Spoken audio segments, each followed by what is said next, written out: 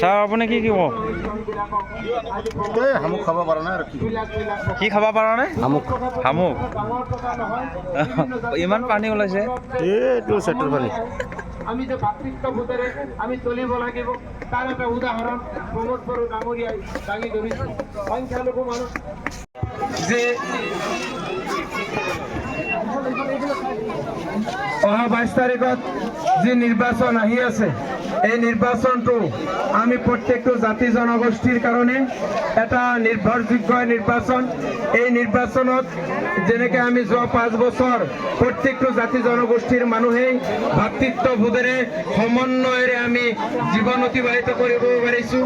বজাৰ ঘাটত একেলগে আমি বজাৰ কৰিব পাৰিছোঁ, আমি একেলগে ভোজ খাব পাৰিছোঁ, একেলগে টাউন বন্দৰত ঘূৰা চকা কৰিব পাৰিছোঁ, একেলগে আমি ওদালগুৰি ঘূৰা ফুকা কৰিব পাৰিছোঁ। তেনেকে অহা 5 বছৰ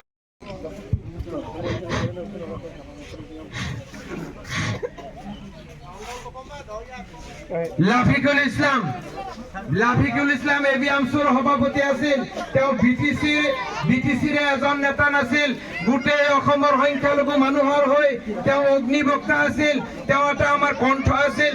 এই প্ৰতিবাদী কণ্ঠ লাফিকুল ইছলামক দিন দুপৰত কোকৰাঝাৰৰ মাজমজিয়াত 12 জাই গুলিৰে থৰকা হৰকা কৰি হত্যা কৰা হৈছিল। লাফিকুল ইছলামৰ কি অপৰাধ আছিল, কি অন্যায় আছিল যে মানুষ আছে লেখাপড়া নাই, মনের মধ্যে মূল একটা শান্তি নেই। কি করলাম এটা লেখাপড়া করে চলা নাই। গতিকে সমাজ সেবা করার জন্য বাইরে এসে সবাই ওনার হাতটা মজবুত করুন।